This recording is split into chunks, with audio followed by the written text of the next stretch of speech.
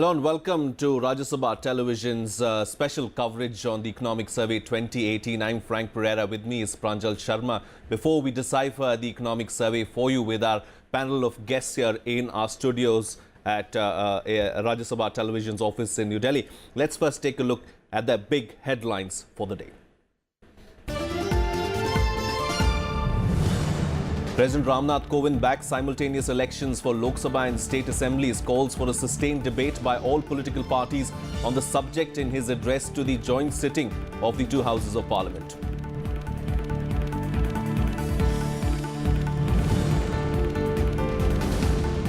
Calling 2018 year of opportunities for a new India, President highlights achievements of the Narendra Modi government, reiterates commitment to strengthen social justice and to usher ease of living for the common man.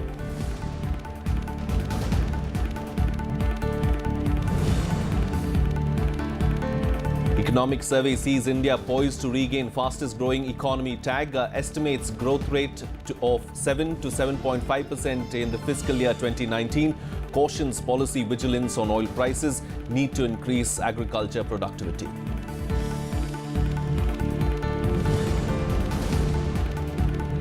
And Prime Minister Modi appeals to opposition parties to pass the triple talaq bill in the Rajya Sabha, assures nation that upcoming budget will fulfill aspirations of all, including farmers, Dalits, tribal communities and labourers.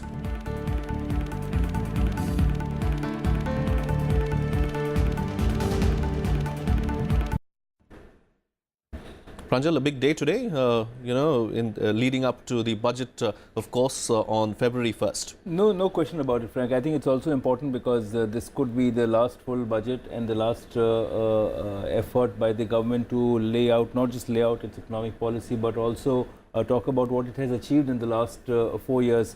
And I think the economic survey has done a very good job of not just making an assessment of what has happened in terms of the growth pointers, but also said that this is the path ahead and this is the direction, and we have achieved certain milestones, but we have to move further. And there are very clear goals which have been set in each sector. So if you look at job creation or farmers' income, and I think that's what the government has done with a lot of clarity this time. Sure, indeed. We'll get into those details in just a bit. But before that, of course, Finance Minister Arun Jaitley tabled the economic survey in Parliament today, and the economic survey 2018 has estimated that the Indian economy will grow by 7 to 7.5% in 2018-19. It pointed out that there has been a 50% increase in the number of indirect taxpayers and that demonetization has helped the share of financial savings rise. Here's more. Sounding bullish on growth, Economic Survey 2018 emphasized India's strong economic fundamentals to state that it is poised to regain the tag of world's fastest growing economy. Elaborating on the points that were working for the Indian economy, the survey said that a series of major reforms undertaken over the past year will allow GDP growth to reach 6.7% this fiscal and will rise to 7 to 7.5% in 2018-19. It also underlined the role of the newly introduced goods and services tax, the new Indian bankruptcy court, the implementation of the recapitalization package to strengthen the public sector banks, liberalization of FDI and the export uplift from the global recovery as contributing to the economic growth. There is a robust and broad-based revival. Several indicators of activity. We've shown manufacturing growth, GVA growth, even investment, exports, net private transfers, credit, they've all started to pick up. The direction is very good. The level is still below potential, should keep that in mind. But in terms of directionally, the economy seems to be picking up. The goods and services tax implementation has increased indirect taxpayer base by more than 50%, with 34 lakh businesses coming into the tax net. As on December 2017, there were 9.8 million unique GST registrants, more than the total indirect tax registrants under the old system, where many taxpayers were registered under several taxes. The new regime of indirect taxes has also fetched 9.7 lakh crore rupees to the exchequer. GST revenues are growing at about 12% and the buoyancy is well above historical. So for the early experience of such a transformative change is already providing fairly buoyant revenues. So I think the promise going forward is very good. Economic Survey 2018 also says demonetization to curb black money has given a boost to financial savings in aggregate household savings with a tilt towards market instruments. It led to 2.8 lakh crore rupees less cash and 3.8 lakh crore less high denomination notes in the Indian economy. The survey highlighted that while services sector is expected to grow at 8.3% in 2018, industrial growth will be at 4.4% and agriculture sector will grow at 2.1%. With strong macroeconomic indicators, the Economic Survey has set the tone for a bold and reform-oriented budget to be presented on February 1st. The multilateral agencies like the World Bank and IMF have already exuded confidence in India's economic potential. The Economic Survey has also pointed out that India can be rated as among the best performing economies in the world, with average growth rate in last 3 years hovering around 4 percentage points, which is higher than global growth rate and nearly 3 percentage points higher than emerging and developing economies. Reporting from Delhi, with camera person Vijay Singh, I'm Kriti Mishra for Rajya Sabha Television. Meanwhile, Prime Minister Narendra Modi said that the budget will give a new energy to the economy, which is already surging ahead. He also hoped that the budget would live up to the expectations of the common man. Let's listen to what the Prime Minister said. ये budget देश की तेज गति से आगे बढ़ रही अर्थव्यवस्था को एक नई ऊर्जा देने वाला, देश के सामान्य से सामान्य मानवी की आशा अपेक्षाओं को परिपूर्ण करने वाला बजट आएगा. And to talk about the Economic Survey 2018 and to see what it has in store for the economy ahead and to see what kind of a picture it paints, we have with us here in our studio Aman Agarwal, Director and Professor, Indian Institute of Finance, A.K. Bhattacharya, Editorial Director, Business Standard, and Seshadri Chari, National Executive Member, BJP. Thank you to all our guests for joining us here on Rajya Sabha Television. Mr. Chari, I'd like to begin with you, of course, but before that, let's talk about what we'll be talking over the next 15 minutes, of course, is growth and government finances, and that's what we're going to stick to. So, yeah.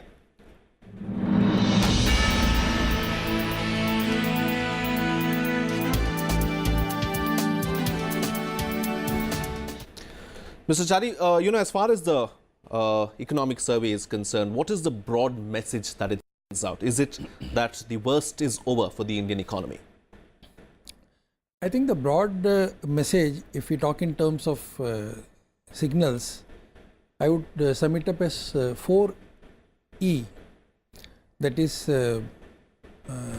we need to do emphasis on education, employment, exports, and ecology. When we say ecology, it's not only just agriculture, but it also impacts urban living and rural living. Agriculture, of course, the climate change affects the rural economy and agriculture. The climate change also affects urban living, as we saw in the last few weeks and few months. So there has to be an emphasis on this. This is the first time I think the Economic Survey has an independent chapter on science and technology. So science and technology's contribution is not just PSLV and sending spacecraft into the space. It's also to do with macroeconomic indices. So that's a very good thing. And education also includes skills and non-skill. Education is also linked to job and employment. So if you look at the macro aspects of this economic survey, I think we are looking at a larger picture, keeping in view the fact that India is, after the US and China, India is the third largest growing economy, which can absorb a huge amount of capital influx, plus also develop as a country which is good at producing, manufacturing and consumption both at the same time. So this gives us a fillip for the third E, that is exports. But if you look at the growth pointers, one of the key issue has been the milestones which have been laid out today on different sectors. Do you think the government needs to change course or has to go faster and deeper on the course that it had set for itself on all the parameters, whether it is agriculture, whether it's service sector, whether it's trying to kickstart new investment. No, they see, if you look at it, the CSO figure of growth projection was different from the growth projection of economic survey. Yeah. So they are talking about 6.75 to 7, which means they are ready to walk the talk. But what is more important is there are going to be some dampeners. So the budget will have to prepare for those dampeners. The first dampener, of course, is going to be job creation and manufacturing sector. The second dampener is going to be input cost, as not only input cost as far as agriculture is concerned, but also the input cost Mr. as far as Chari, the oil price is we'll talk concerned. about the key challenges in just a bit, but let's now stick to growth for the moment. Mr. Bhattacharya, Yeah. fiscal 2019, 7 to 7.5% growth. Is that achievable, and where do we see the growth coming from? Well, I mean, I think the survey presents two sides to this growth puzzle. At one end, it talks about the positives. On the other side, it talks about the areas of concern. On the positives, it talks about exports as an area which needs to really work on.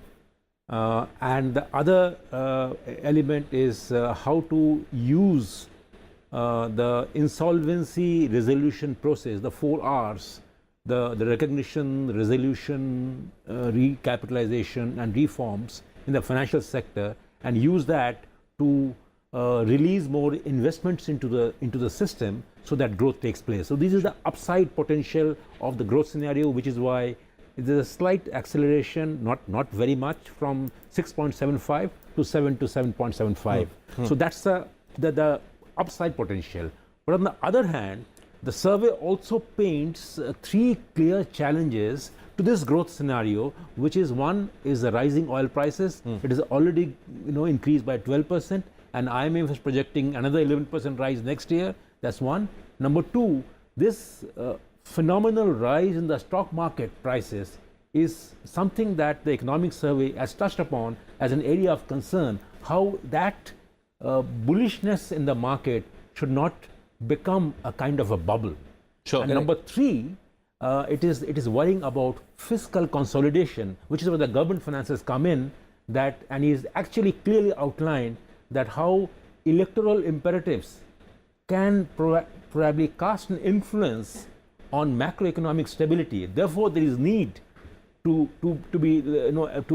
adopt some measure of control and restraint in the way you are using your fiscal spaces. This is a historic budget and economic survey in some sense because of the GST factor. The fact that what Dr. Subramaniam also said very clearly, that it is giving fresh insights into the economy which the government and the policy makers never had.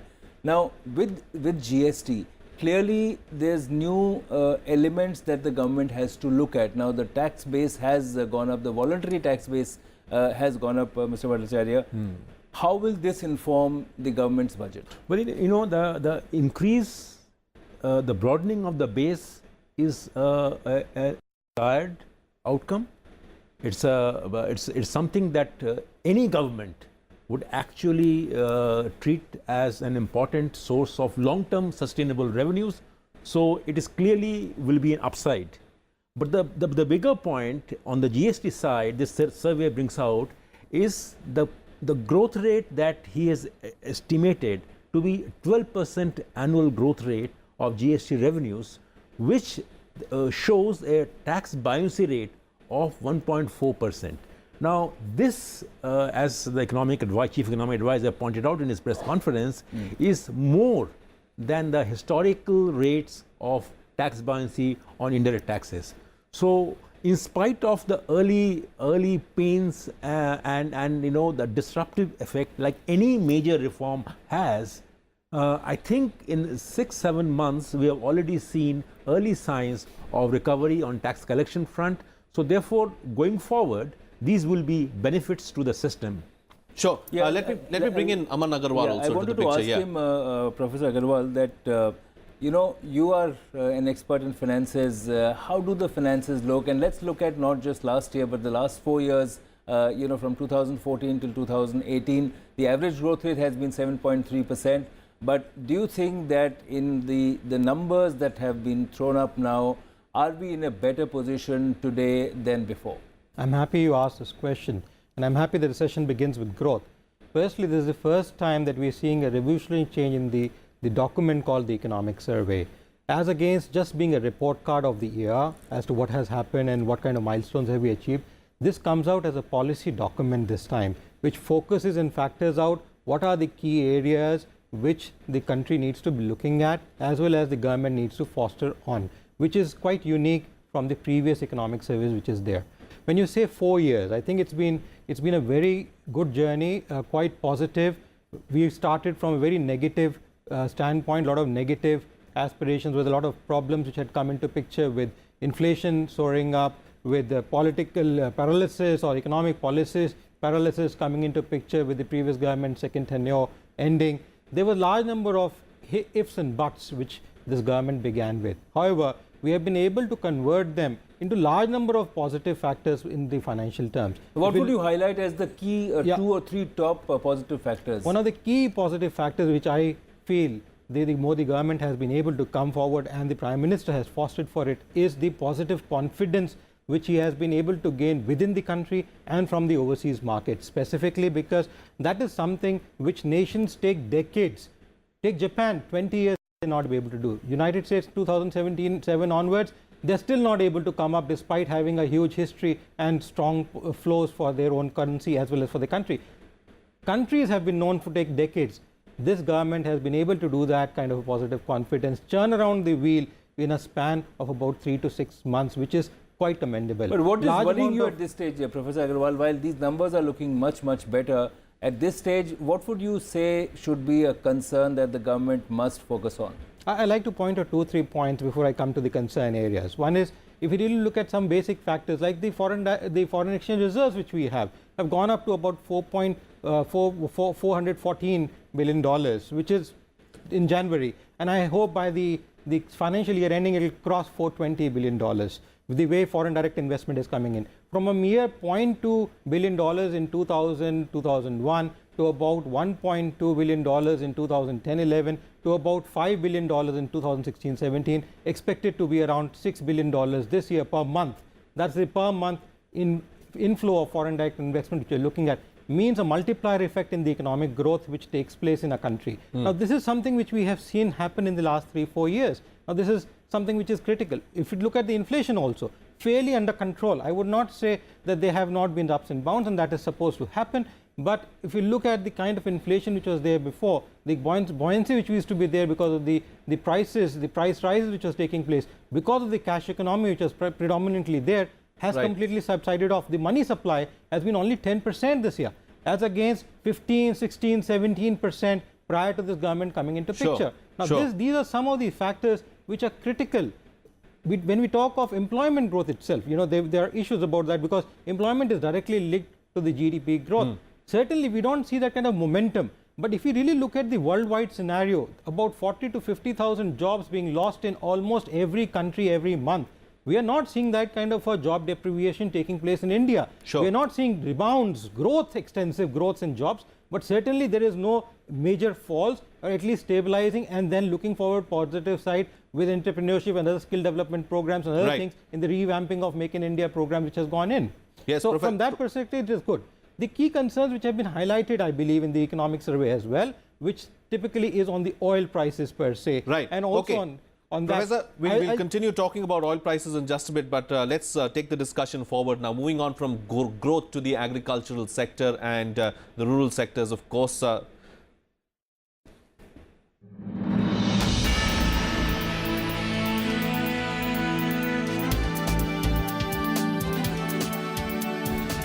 Mr. Chari, let's talk about the agricultural sector. The Prime Minister has stressed that farmers' income should double by 2022 and, he said that his government is working towards it. Is it a concerned sector? Yeah, agriculture obviously is a sector where majority of the programs that successive governments have implemented have not really succeeded. Even in the last 3 years, if you see, the investment pattern in agriculture has been very disturbing. Right from 9% to something like it went up to 30% in 2012-2013, but now again it has come down to 11%. So we have to put in more efforts to see that agricultural sector gets priority. Can we expect some kind of an impetus from the budget? No, it is going to be difficult.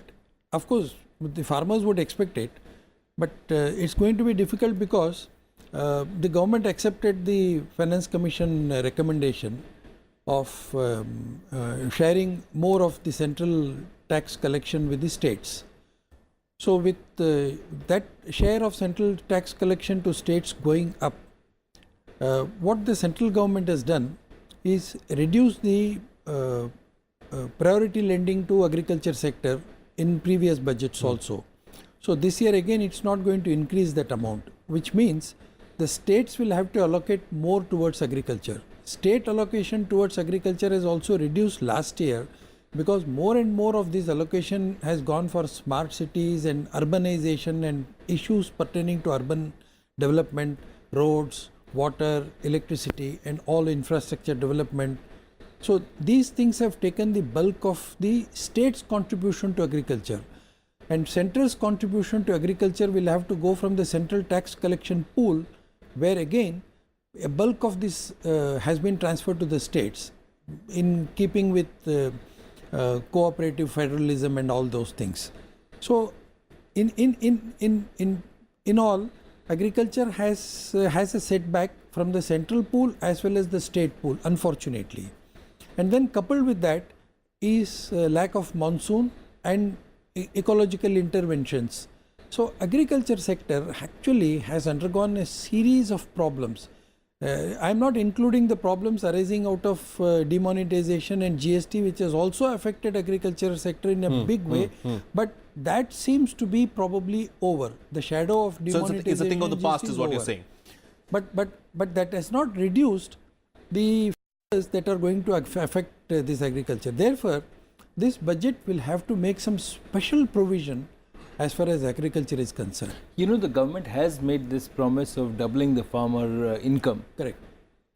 What steps are then required to meet this target? You know, doubling of farmers' income has also to be linked with three more factors. Number one is skill development and equipment of skills. Two is finding alternate jobs. And three, increasing infrastructure facility in agriculture. For example, the farmer produces and takes his produce to the mandi, and the products just sits in the mandi and doesn't sell. So then what happens is he has a double whammy. One is to sell his products. Two is to find an alternate job or employment for the next 3 or 4 months. And then in these next 3 or 4 months, he has to also increase in input cost. See, the agriculture problem, the biggest problem in agriculture is increase in input cost, and the gap between what you actually put into the agriculture and what you get in return. Yeah, so this gap is widening. How to reduce this gap is also an equally important issue. Mr. Bhattacharya, how would you address this? What would your suggestion be? You know, there are two elements to it. One is the productivity issue, which is linked to over-dependence of a large number of people on an agriculture pie, which is shrinking. That's one kind of problem. The other kind of problem is how do you address the farmers' income woes, which is... and what could Finance Minister do? Now what has been tackled, and this survey, it must be noted, that doesn't talk much about the debt waivers that many states have announced to address the farmers' distress. Instead, this survey has talked about two important ideas as far as agriculture and the rural distress is concerned.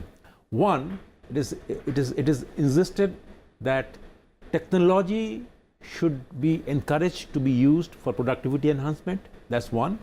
And another is trying to see if a direct income support scheme is possible instead of allowing probably debt waivers, which is actually a drain on the system. Now, the problem in India's agriculture is also aggravated by the fact that our procurement system is not very good. It doesn't cover most of the crops except wheat and paddy and some cash crops. And even when it covers, our procurement efficiencies are not very, so then very good. What are the tools that the government has to improve? Well, I think the Telangana situation? model is one model which is definitely on the table for the government. I think the very fact that the survey talks about a direct income support scheme, which the Telangana government has actually introduced. This is a slight variation from the Bhavanta scheme, which is already operational in Madhya Pradesh, with some effect, because So you think the finance minister can take it national? My sense is, if you look back and you see what the Prime Minister said to a television channel recently, that we made a mistake. We made a mistake in understanding the agriculture distress point, and we should respond to it.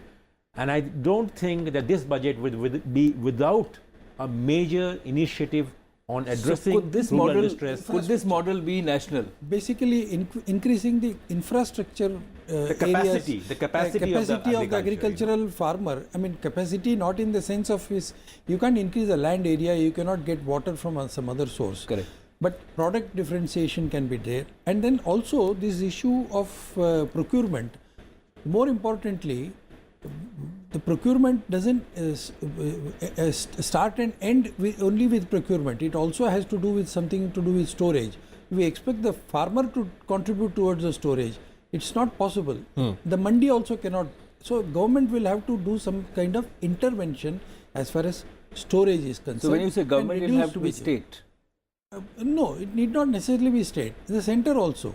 With most of the programs going to the GST Council, I think the center can have certain other incentives for those who create this kind of storage facility for the farmers, for the agriculture sector, which also should include all other forms of agriculture, not only just paddy and wheat as we mentioned, but fruits, horticulture and every other form. These are the areas which can really provide that much talked about double job system, increasing job and increasing and going into processing will help in a big way, because processing industry will also have to, and that again caters to a very large extent to the not only to the agriculture sector but also to manufacturing and also to exports.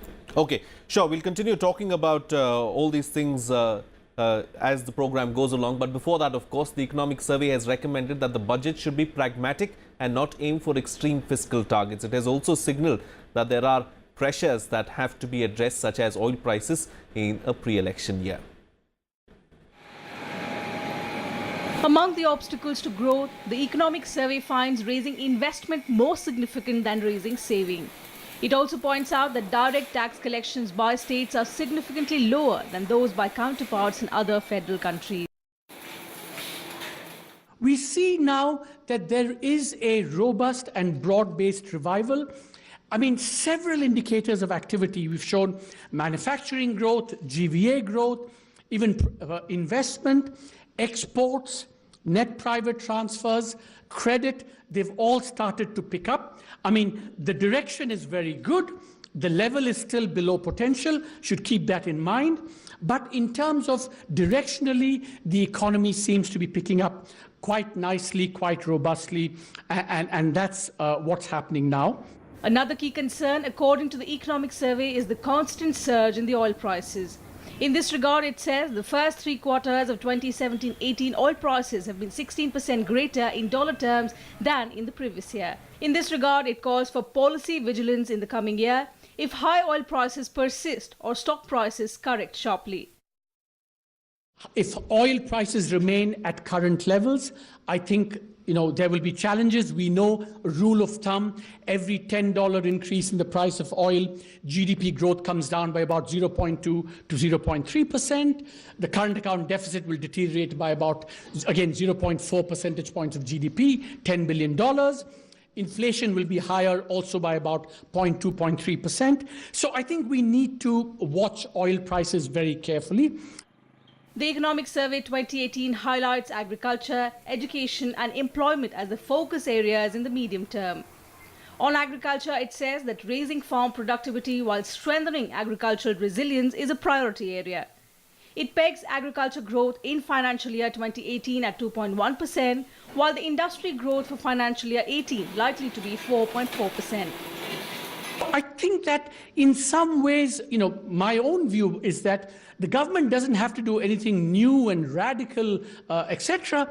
Just, finishing what it has started already would be, I think, a very ambitious and a very fantastic agenda to complete. Supporting agriculture, because we know there are stresses in the agricultural sector, which are described in the economic survey. Stabilize the GST. I think that we need to stabilize GST because export refunds, compliance, revenue will still have to be achieve an equilibrium. On the employment front, the service says that finding good jobs for the young and the increasing workforce, especially for women, is a huge challenge. On education, it says the priority has to be to create an educated and healthy labour force. One of the new things we say in this, which I don't think has been pointed out enough, is that we know that the sex ratio in India is highly skewed. If you go to Punjab, Haryana, you'll see it. But there is a different and maybe deeper phenomenon of son preference, which we call son meta preference. And you can get at that not by looking at the sex ratio at birth, but by looking at the sex ratio of the last child. Is the last child more male than female? And what you find is that in India, it's very striking. You look at the difference between the top two charts. That's the sex ratio. If it's the last child, skewed towards males. If it's not the last child, more females. So it's really quite striking, and that's not true of a country like Indonesia and many, many other countries. According to the survey, policy recipes for the coming year will include a huge support to the agricultural sector, stabilizing GST, privatizing Air India, and creating an ecosystem for the new insolvency and bankruptcy process to resolve the bad loan problem in the banking sector. The economic survey says that the government has given utmost priority to social infrastructure like education and health to ensure inclusive and sustainable growth. Even the Swachh Bharat Abhiyan has contributed greatly in improvement of health indicators in rural India. However, child and maternal malnutrition continue to be the most challenging risk factors. Reporting from Delhi with camera person Vijay Singh, I'm Kriti Mishra for Rajya Sabha Television. Well, let's not talk about the social sector and welfare spending.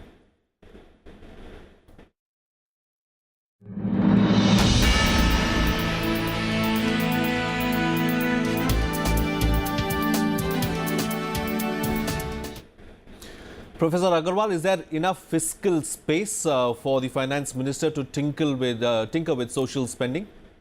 I think it's a good framework where the economic survey starts talking about social infrastructure. I think there is sufficient room for the finance minister to go about remodeling its structure, to go about providing not only for social spending but even for agriculture per se. And more there, which is required both in agriculture and social spending, is actually empowering. This country has grown with the societal base. Healthcare, things have come up from the grassroots level and not directly from the government per se in the historical sense. Even agriculture from that perspective. I think we need to empower them, motivate them, create up avenues so that they can be more growth which can be sensed by them, and that can end up contributing to the growth of the GDP in due course, both in terms of revenue as well as in terms of numbers. That is not inevitable. It is something which needs to be done, not thinking traditionally as has been done in the last 70 years, but thinking in a new structure, thinking in a new way, the way we see happening for various sectors in this country. I think this revolution, both in agriculture and the social sector, is required for more employment, for growth, as well as for more impetus to bring in the second level of green revolution in agriculture, plus also bringing in revolutions both in healthcare, education and others.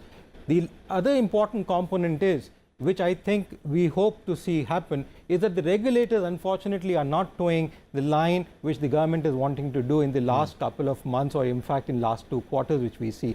If the regulators do not work in tune with what the government framework or the policy framework is, or what we even see coming out through the economic survey, we will not see that kind of impetus of growth come in due course, which we want to do or the government wants to bring forth for the people of this country. What do you mean by the disconnect between regulator and government, Professor Agarwal? You see, in the last couple of months, if you have seen, whether it is in healthcare or in education, there's a large number of closures which are taking place. On one side, we are trying to empower them, we are trying to build upon them. When we look at the NGT, they come out with a structure where they say a car has a life of only 10 years. Now a car is bought by a person which is long term in life. Savings from his earnings buy him a car, and you tell him that life of that particular asset is 10 years. Educationalists, we saw every day, we were reading for about 2 weeks almost, that some institution or school or college or a university is being asked to shut down for the fact that you need to improve them, upgrade them, talk about things which can be improvised instead of closing them down. Closing means that we are shutting off jobs, we are closing. On one side, we are talking of revamping India, creating jobs and growth from the government coming out with revamping Make in India program. On the other side, we are trying to close these. Even in healthcare, we started. If there are problems, we need to rectify them and not shut down these institutions. Let me bring in Mr. Chari here, because I think you raised a very important point on regulatory issues, but I think this government is also trying to attempt a reform of regulatory institutions which are pretty archaic, and they have also been accused of serious misdemeanors, and corruption issues have come out, especially if you look at the regulatory ecosystem in medical and health services. Mr. Chari, we also need, so while we talk about investing in social infrastructure, the governance systems around these are pretty much broken, and there is an attempt to change that, and that is also not moving ahead at the speed that it can because of a lot of resistance to that change. Can the government go ahead faster? Yeah, I think Dr. Aman Agarwal made a very important point. I'll just continue that point to some extent. He was speaking about the healthcare. You know, we are talking about healthcare and reaching out healthcare not only to the urban centers but also to the rural centers. But here, healthcare requires three very important factors. One is the availability of infrastructure. You cannot have a category surgical room in a tent. So you need infrastructure. You need people to perform all these things. That is doctors and paramedical doctors, paramedical personnel. And today, to start a medical college is almost trying to teach a 90-year-old person to perform yogasana. So it's absolutely impossible. We have made the structure so cumbersome that but at the same time, some people who have the right connections can get it quickly. But that's very bad. In fact, that doesn't speak well for any government which plans to do something on the rule of law. So that should be done. Third is, we have a huge stock of funds as far as CSR funds are concerned. The utility of CSR funds for social sector is something we will have to tweak the CSR, and the implementation of CSR strongly requires, urgently requires certain tweaking. So that will have to be, it's a bold step we will have to take, but the budget can address this issue also. And another important aspect which subsequent budgets for all these 70 years in fact have missed out is, can there be a linkage of CSR and industrial and university finances, university management to research and development in agriculture? As he pointed out, there has not been a single attempt to really increase, bring about a coordination between technology and agriculture. So when we think of agriculture, we think of the nature, we think of something else, but not of technology. What is the newest technology that any university or CSR fund has introduced as far as agriculture is concerned? Nothing, practically, for the last 50 years. Well, our general approach to research and development and industry linkages is very poor. All these things are also practically linked with social budgeting. So a budget need not necessarily talk in terms of increasing tax to finance the tax social sector, but it can also have certain other provisions through which it can increase these areas of social sector. I will just to add to what Mr. Chari is saying. Social sector spending is probably the most underestimated challenges of any government, particularly when at a time when the fiscal space is rather limited, and you have the economic survey is actually warning that the fiscal space is limited, and fiscal expansionism probably be one of the pitfalls going forward. So given this scenario, in my view, the challenges become more formidable, and particularly because from the institutional weaknesses. Now you have the track record of all Indian social sector ministries, government in the center, is poor absorptive capacity of these ministries. A large chunk of these funds which are allocated, even what is allocated, often comes back unspent. So there is the institutional capacity to spend that money is also very limited. So therefore, if any attempt which is necessary both in the healthcare and the education sector, you not only need to allocate more money, but also create institutions in a manner that that money which is allocated is used more effectively, efficiently, and it creates capacity that are sustainable. The economic survey does point out the area, these healthcare and education as areas of concerns, but my sense is that a simple solution as allocating more money is not going to solve this problem. So you need institutional innovation, maybe getting more private sector and public sector participation under proper regulatory structure, where the private sector cannot run away with the ball. So because after all, these are sectors that are very important. Moving on from the social sector now, let's talk about investment and job creation.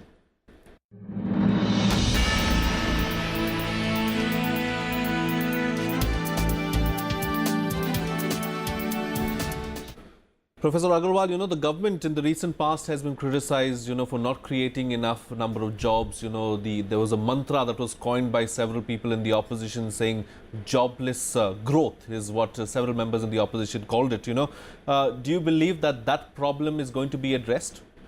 I think the jobless growth is not the question. It's a question of creating livelihood, creating, hands which can actually feed themselves, which is important. It is not about entrepreneurship, but it's employment, gainful employment, people making wealthier in terms of a comfortable living going forward. It is not an issue which is only perplexing India as a country. World over, this is a problem which has been surfaced in the last 10-15 years by a large number of economies. India, fortunately, because of its social setup, because of the way the business has grown in this country, has been able to sustain itself. We're facing some heat of it because large part of this business was depending on the cash economy or the black economy, which has actually been eroded to a great extent, not completely, but to a great extent. And that is what has created this ripple effect. Let us understand one small thing, that before demonetization, everybody had stopped thinking about budgeting. No one thought about budgeting in a family. They have restarted thinking about budgeting, restarted working on those things. Now, these are some positive steps which demonetization, GST, and a couple of other steps which have been taken by this government, including the Jan Dhan program and so on and so forth, which has actually brought for this function. Now, people have started thinking about gainful employment. It is not just that you are employed for the sake of it and you get a large chunk of money, which had become the way of life, and that is why there was so much surplus money in the hands of people that they did not bother about how much is actually being spent and what is being done. Today, they're thinking about doing it, creating. Fortunately, the avenues and the light for India is quite bright, given that the world today looks at India in terms of creating these job opportunities and employing people. Not only the fact that we are one of the largest technical manpower provided to the world, we are today gaining momentum in terms of creating that framework, whether it is a question of manufacturing, whether it's a question of services sector. Please understand, services sector worldwide. The Prime Minister in Davos said that by 2025 we will not be job takers, but we will be job givers, and the youth of this country is going to take the world forward, is what he said.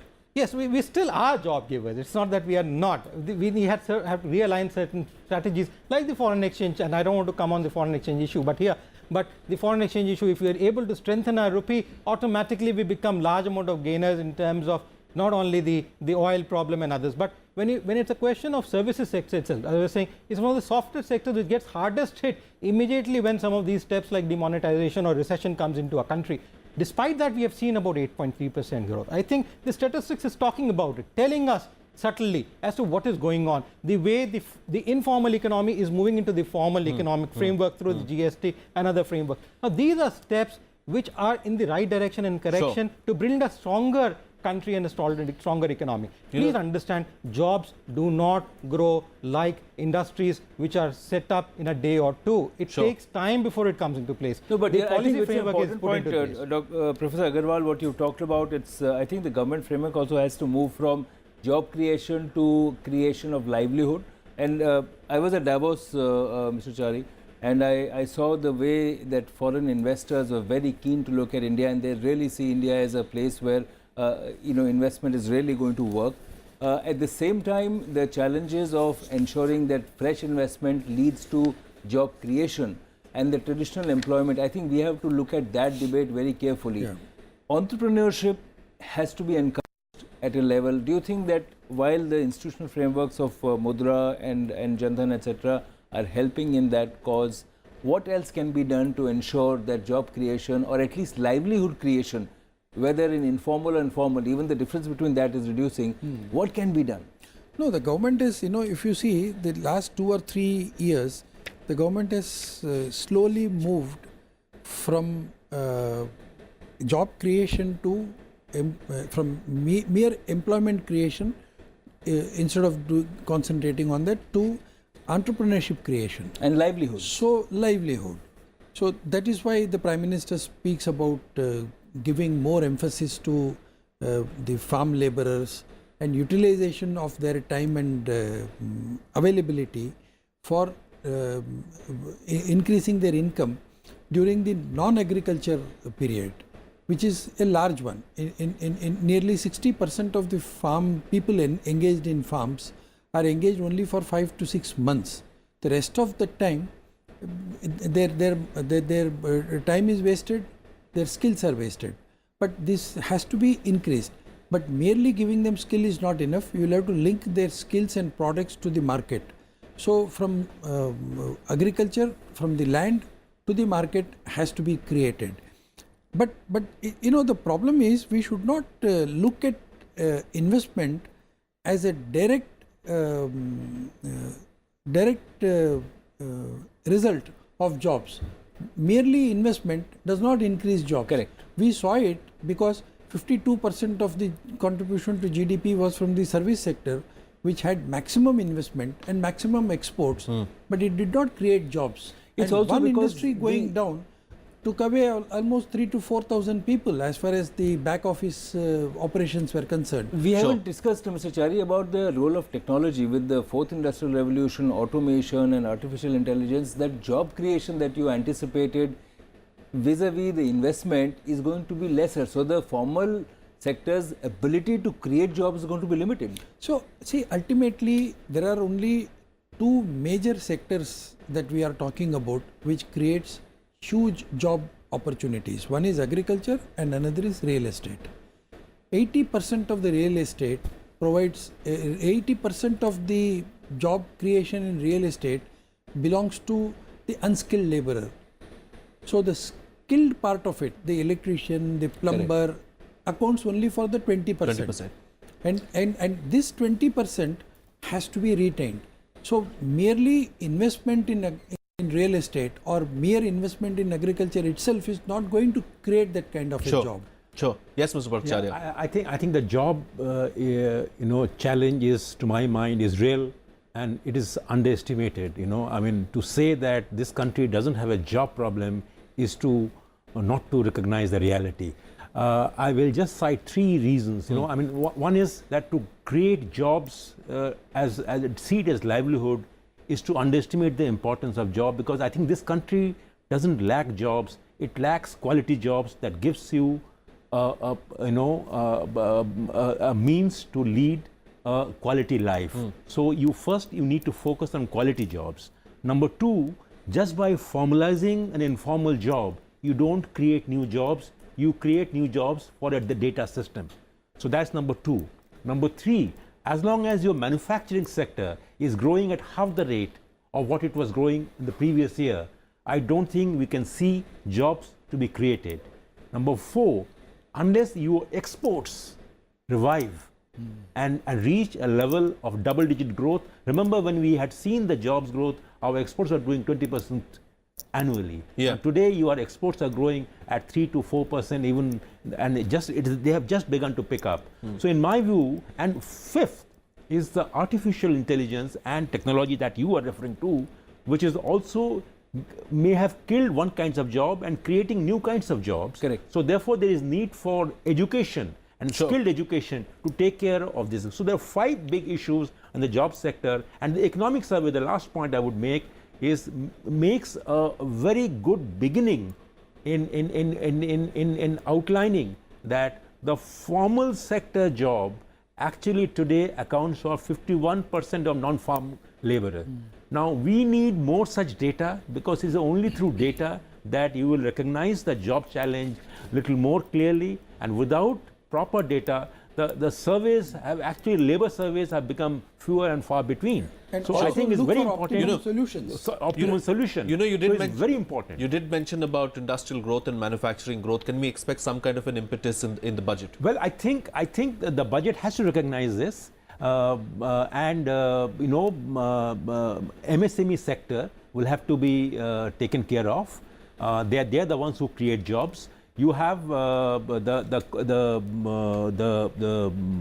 Make in India program will have to be given a boost, because it is only through Make in India that you can actually not only help exports but also create jobs. So I wouldn't be surprised if there is at least a package of measures to help the MSME sector in particularly, which have been hit somewhat by the last few GST as well as we will have demonetization. To recreate, we will have, as you very rightly said, MSME sector, we will have to recreate more of Ludhiana, Salem, Tirupur, Coimbatore. Yeah. These were the areas which were not only creating jobs, but they were also centers for excellence, production, skill, and also export. Today, if you see, the market in Ludhiana, market in Salem, market in Coimbatore, market in Tirupur are all shutting down. So this is going to be a challenge in my view. This is a challenge. Actually, these were centers which were also providing jobs to those who were engaged in agriculture and who were available in the non-agriculture season. Sure. Let's now move on from from industrial growth and manufacturing growth to the external economy.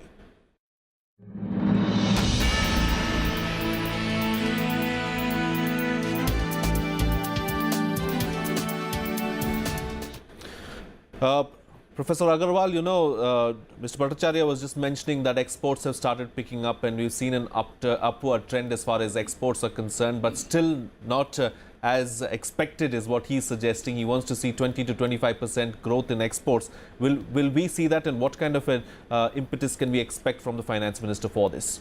Yes, you see, when it comes to external sector, I think internationally India has been on the high-flying edge when compared to different countries around the world, whether it is the World Economic Order coming out, the Modi is coming out with ratings or things like that. When it comes to export, please understand the world, large part of the world into recession, where they do not have money to buy things. So why are we looking at that component which is actually completely flexible in nature, not inelastic, completely elastic in nature? There are a large number of other factors which need to be looked at. When we say, when we are in recession, we are in troubled times, around the time in the family, we control our factors, control costs and things like that. I think very important component which needs to be realized, despite large amount of positivity which is floating in the country and even overseas for India, is the fact that we need to let the rupee appreciate, because there is a lot of pressure on the rupee appreciating. That will help our exchequer take care of oil problems. That will help the exchequer take care of the risk outlined in the economic survey about the way oil prices, and there should be a clear-cut importance which need to be given out, which is not mentioned in most documents, is the fact that most of our oil is actually pegged for a certain number of years, because it is bought in contracts. Only a small component on a daily basis is bought from the open market, which is subject to fluctuations. Rest of the oil is between $45 to about $52 a barrel, which has been already locked in for a period of 3 to 5 years by the oil companies. So why are we always talking about this ruck of the prices going up, and then that is creating a ruck in the market? I think that should be a thing. And if we let the rupee appreciate, we will see that thing happen. This government in this previous tenure, when it was there in the 2000s, we saw that happen with rupee appreciating from 40 to 30 rupees. We saw that oil, which went up to 70, even $100 a barrel, actually had a very little impact on the real economy in the country. And I think that is something which can actually do away with some of the risks which have been outlined in the economic survey by the chief economic advisor and the other members of society. I think that is something which needs to be taken care of by the government. Let the rupee appreciate, because that not only takes care of defense, large number of our things which are inelastic in nature, defense equipments, defense technology, artificial intelligence which we want to buy, newer things which we want to get from the overseas markets into this country, all that becomes cheaper to the government and to the exchequer. And that most of these things, even sometimes medicines which we buy today, some of the high-end medicines are actually quite expensive, and that becomes actually again quite cheap from that perspective. Exports has always been elastic, and if you really look at the data of the trade, even during that time when I'm talking about the 30 and 40 rupees a dollar kind of a thing, you will see a positive trade balance which took place despite the fact that there was appreciation. Please understand one small thing: United States of America has the most strongest currency. They are the largest exporter to the world.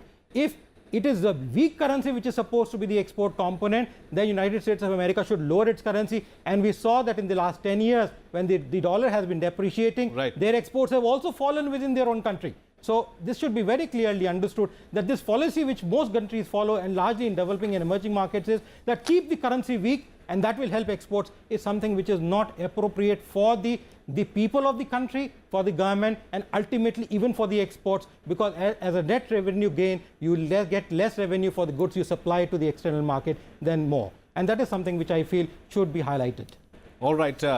Thank you for summing it up for us, Professor Agarwal. Unfortunately, we've run out of time, and we'll have to wrap the program right now. But quick closing comments before we go. Yes, Mr. I would Bhattacharya. like to, with due apologies to Professor Agarwal, I'd like to disagree with that thesis that allowing the rupee to appreciate will be a panacea for India's falling exports.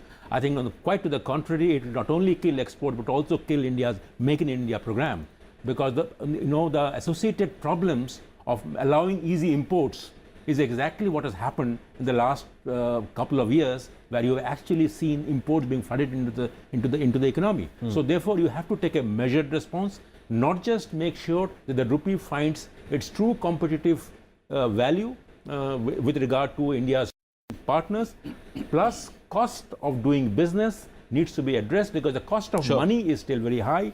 And state level reforms is something that we underestimate. Getting a construction permit or getting a contract enforced are issues that are very critical for exports. And finally, labor market reforms. If you don't introduce fixed term employment, which is an idea which the government has mooted, which hopefully will become a notification by February the 8th, I think labor market reforms are critical for better exports. Sure. Mr. Chari. This rupee dollar currency parity is one of the areas that impacts export and import. But where it helps export, it also happens to be a dampener for imports. So I think that will have to be an independent issue as far as dollar to rupee parity is concerned, or strengthening currency is concerned. But more importantly, I think quickly, if you want to really look at the export situation, there are three things that we will have to look at. One is that Make in India process. The manufacturing has to go up. For manufacturing to go up, we will have to strengthen ease of business and strengthen also the Make in India process and make it more workable. Secondly, in spite of being a weak currency, we are not looking at markets where Indian rupee is stronger. For example, the East. Yes. The Chinese exports went marginally up, not in the US or in European Union, but in the countries which we talk of Look East policy. Sure. So this Look East, Act East will be a great impetus for us as far as export is concerned. So we should not consider export doesn't include only US market or European market. Export also includes Bangladesh, Pakistan, Sri Lanka, the SAARC countries, the BIMSTEC countries, and there is a huge amount of market in these countries where Indian rupee is much stronger compared to those economies. Mr. Chari, I'll have to cut it short there. We have to wind up the show right now. Thank you, Mr. Chari, A.K. Bhattacharya and Aman Agarwal for joining us on the program and putting things into perspective for us. That's it from Pranjal and I. Thank you for watching. See you again next time.